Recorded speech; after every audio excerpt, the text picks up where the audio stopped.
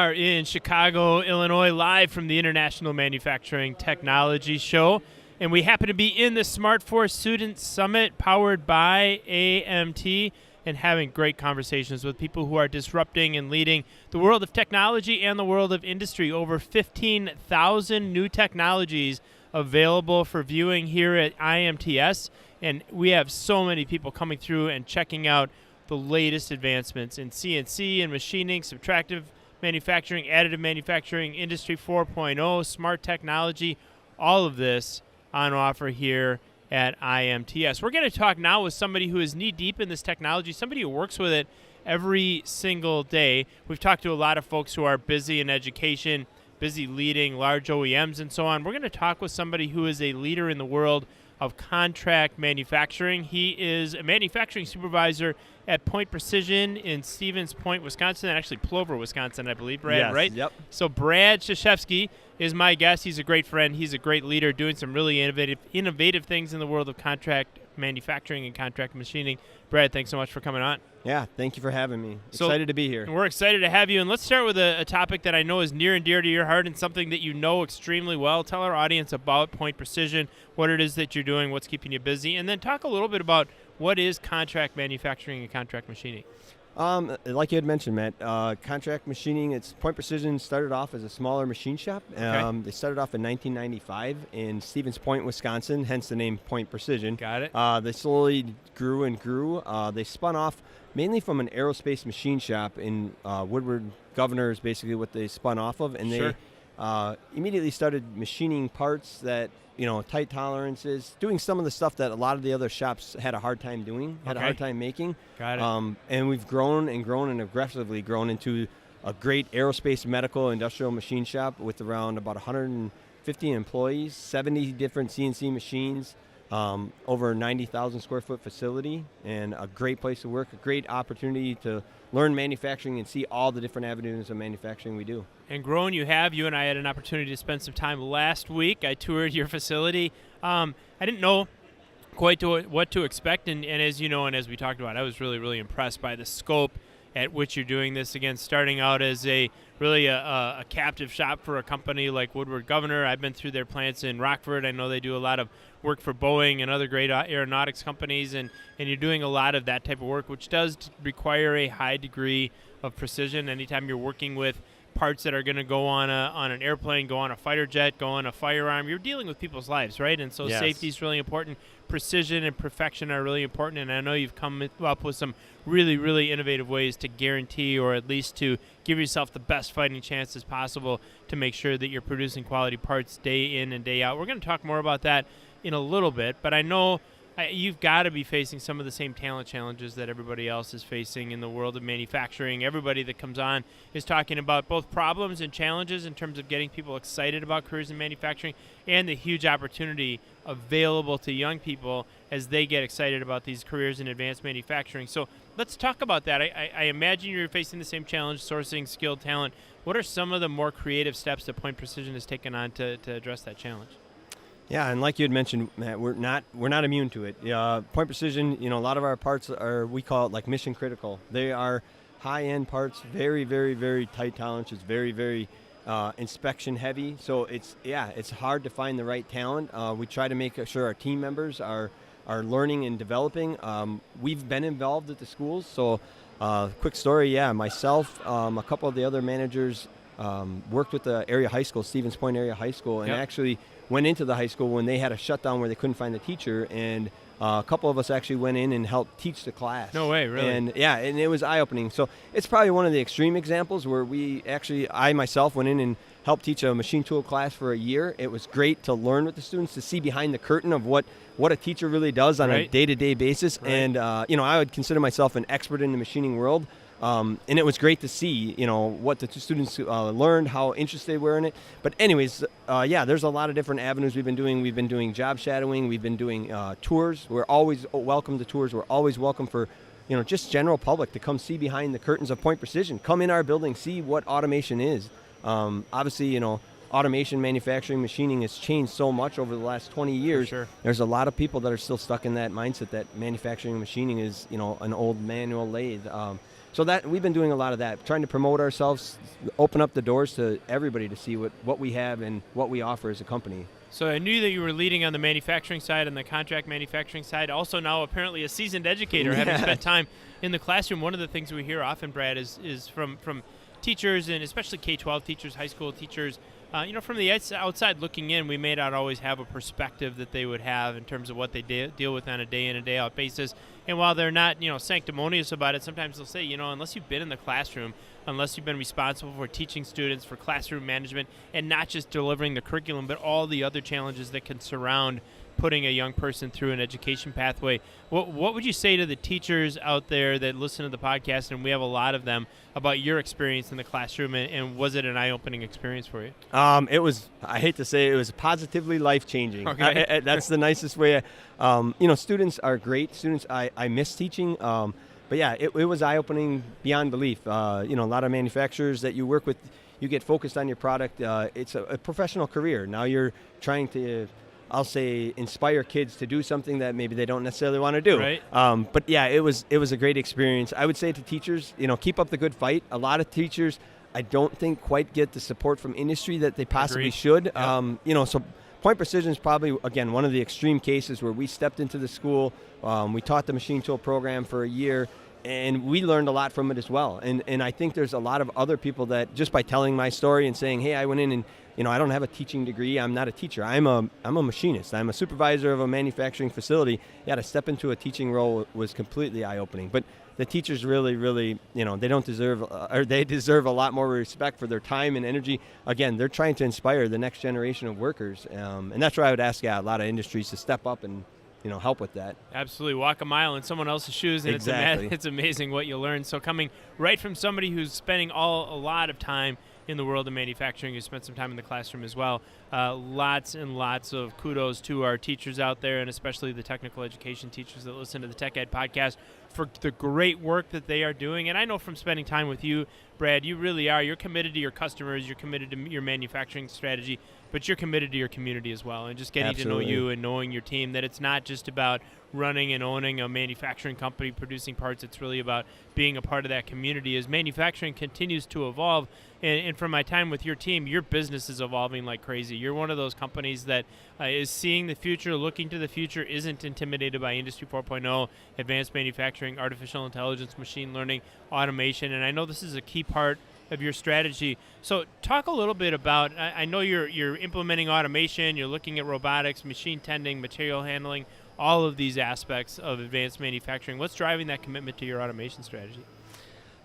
It's tenfold. Like you said, we have a commitment to the community, and what we've realized, what we've recognized early on is, you buy machines. A lot of our machines are designed to run 24 hours a day, 7 days a week, and never stop. Some of the top-end machines we run, we get 98% utilization of our high-end CNC machines. Wow. So without doing automation, that forces us to hire workers that maybe have to work a permanent second or permanent third shift, and even weekends in a lot of cases. So what's driving our automation is, just like everyone else, we're having a hard time hiring, and we want our employees, our team members, to have a good work-life balance. So the automation is really being driven not to eliminate jobs, not to cut jobs, but more so to be more flexible, so that someone can work a day shift and still go to their kids' football game after school. So that's doing a lot of it. Automation has always been in the forefront of Pointe Precision. They're a very, I'll say, aggressively forward-thinking company. So we're not scared to buy new technology, invest in new technology, invest in new tooling, and push that envelope, I would say. And we're here at IMTS 2022 where so many of these new technologies are being pushed ahead. If we were at this show 6, 8, 10 years ago, I would just tell you, because I used to get the questions. I do a lot of speaking, as you know. Yeah. And almost every time I get up and I talk about the great things that we were doing, for instance, with Fanuc Robotics or with other automation platforms, and we talk about, where all this technology is going, almost every time there was somebody at the end of the presentation that would raise their hand and say, well, what's going to happen to all the workers that get replaced by all the robots? and it was a pretty easy answer to that question. We'd say, well, look at what happened in agriculture. You turn the turn the clock back 100 years and 96% some odd people were working in agriculture. Now here we are 100 years later, and that's less than 5%. In some cases as low as 2%. And the fact of the matter is there were still people working. We just found different places for them to add value, and that's exactly what automation does. So you already mentioned that you're not using this technology to replace people. In many cases, you're using this technology because you can't find people. You have customers that are, that have demand, that are bringing manufacturing back to America, which is fantastic. You have to find a way to meet that demand, meet it efficiently, especially on machine tools that are 98% utilized. You got to find additional ways to continue to grow your business, and automation is a way to augment that. I want to touch on some technology I saw at your plant last week, and it was the first time I had seen anything like this, and I told you that. I ran manufacturing companies for a long time, some of them with somewhat substantial CNC operations, and then we sold a manufacturing company to Du Bois Chemicals about, 7-8 years ago. And all of a sudden, I'm on a leadership team at Du Bois, and they're doing cutting fluids, and they're doing tapping oils, and they're providing coolants for machining centers and machine tools and so on. And so at that point in time, I got into this world of of the whole chemical side of manufacturing and the lubricant side of manufacturing.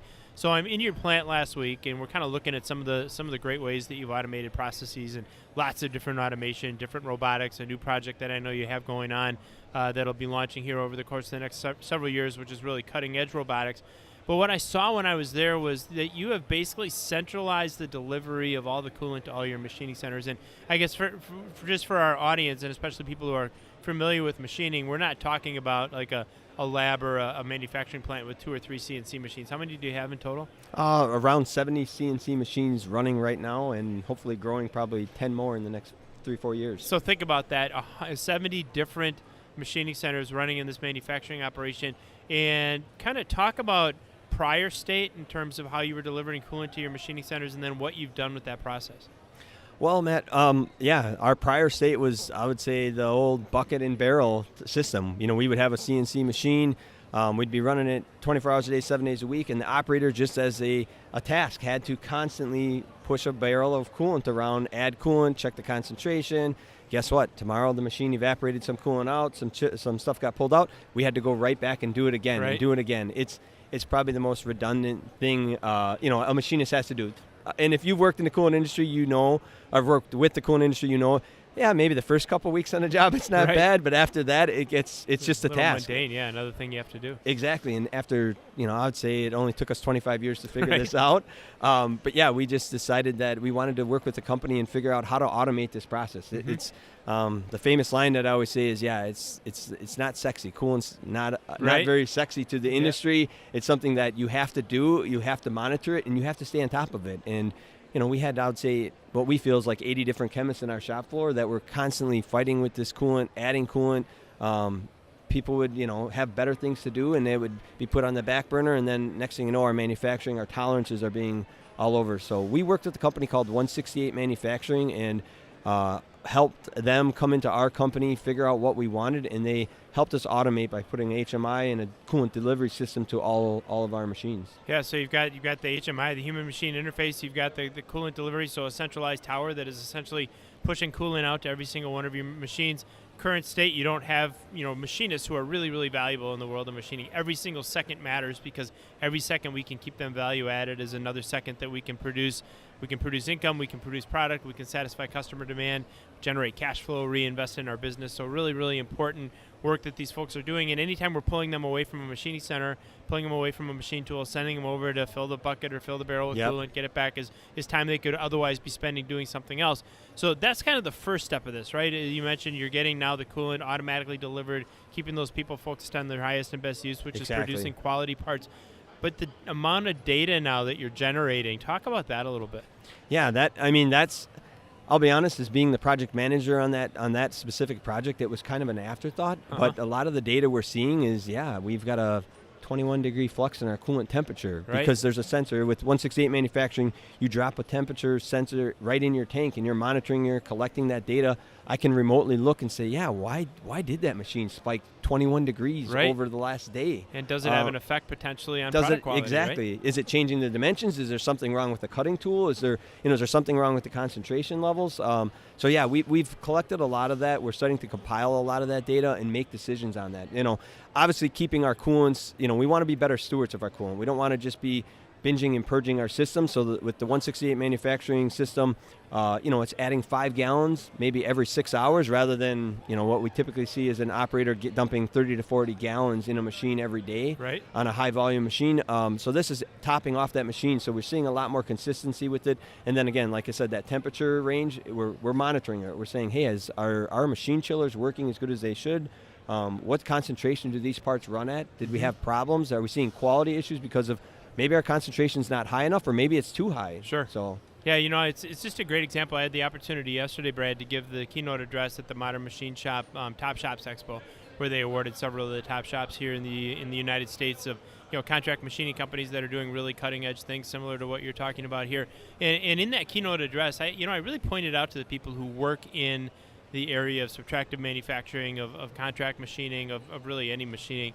If you think about a machine tool, and you think about the amount of data that we can pull from just that one piece of equipment, it's absolutely mind-boggling. We talk about on the robotic side, we have robots that track torque, temperature, disturbances, servo condition, these kind of things, and can predict their own future failure, order their own replacement parts. And then you think about a machine tool where you've got tool condition, you've got temperature, you've got speeds, machine mode, what's going on with your coolant, what's going on with your cutting oil. I mean, all these different variables. There's you add them up, there's 60, 70 variables at a machine tool, and it is this one spot in manufacturing that is probably more ripe for innovation using predictive analytics than any other spot, and you're setting a perfect example of that. yeah, and that's exactly what we're seeing. I mean, a lot of these machines are $500,000 or more, right? And you're spending all this money on the machine, and to not capture that data, to not get your money, and to not get your return out of that machine, seems kind of foolish right now, especially when, like I said, you should be collecting all that. And that's what I see the future of Industry 4.0 going to, is collecting more of that data, using more of that data, and even guaranteeing our customers. We put our customers first at Pointe Precision all the time. So we want to tell them, where are dimensions at? Where right. They want to know. So yeah, absolutely. It's a really, really cool time to be working in the world of machining. You mentioned 168 manufacturing a couple times. I know that they've got a booth here at IMTS, right? Yeah, yes, correct. So if anybody is listening live on YouTube, we'd love to have you come visit us there.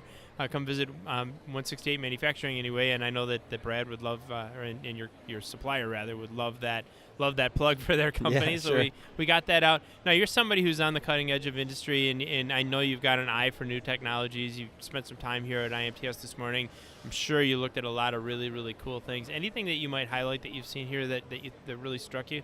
I think just the overall, a lot of the machines are changing. They're changing the concepts. They're getting more aggressive, so I see things getting more robust for cheaper, and that's just kind of my first, off the cuff idea. Obviously robotics, people are expecting robotics with a lot of the machines, a lot more. They want to be integrated. They want a lot of these machines to talk a lot more. So years back, if I think about it, you had one manufacturer that was standalone and they didn't worry about the finishing processes. Right. Now I see, not only do I want to machine the part, but I want to wash the part. I want to, go to the umpteenth level. I want to monitor my tool lives, and I want to track my tool lives to push to an Excel spreadsheet that's going to tell me what accounting, right. I'm spending on that tool, right. to make sure the tooling's not eating up. So that's what I've seen so far. But we're at IMTS here. Pointe Precision is always just keeping their eyes open, seeing what else they can learn here. Yeah, and I know from my experience in your plant that you're absolutely doing that. Brad Cisewski of Pointe Precision is our guest today on the Tech Ed Podcast. Really appreciate you spending some time with us. I'm going to give you an opportunity. He is somebody, by the way, who has spent time in education now, spent time in the classroom, spent time on the manufacturing floor, spent time in leadership, and built some really amazing relationships with industrial employers and educators alike across the United States. So having spent all that time with young people, understanding manufacturing the way that you do, Brad, if you had one piece of advice for high school software, what is it? I thought about this for a while, over the years, and I would say just as a young student coming in, keep your options open. Try stuff. Keep trying stuff. Pointe Precision does a great job. We do have a youth apprenticeship program. I think we've graduated over 30-some youth apprentices over the years. Some of those youth apprentices have gone on to become aerospace engineers for other companies. Some of those youth apprentices are in top management at Pointe Precision. Some of them are a dean at a technical college. In Ryan Koski's case, give him a shout out as well. Yes, Ryan Koski was one of our youth apprentices, and so my point is that all those youth apprentices worked with Pointe Precision, seen behind the curtain, tried it. Some of them loved it. Some of them didn't like it. Right. Some of them say, hey, you know what? This isn't for me. I want to go into agriculture, something totally different. That's great. That would be my pitch to them is just be willing to try something. You don't know. Manufacturing has so many different avenues to go down between sales, tooling. There's so many maintenance. IT is becoming such a big part of the machine tool manufacturing and stuff like that. So yeah, that would be just keep your options open and try and try again. And knowing what you don't like in many cases when it comes to career exploration is as important as figuring out what you do like. And you won't know either unless you try a lot of different things. And there is a place for in manufacturing for absolutely anybody, but it's got to be right for them as well. And they won't know unless they try. So appreciate that input and that feedback. I know it'll be valuable to our young people who listen to the Tech Ed Podcast. And appreciate your time today, Brad Cisewski, on the Tech Ed Podcast of Pointe Precision. Having a wonderful day at IMTS. Thanks so much for being on, and thanks so much to everybody for joining us.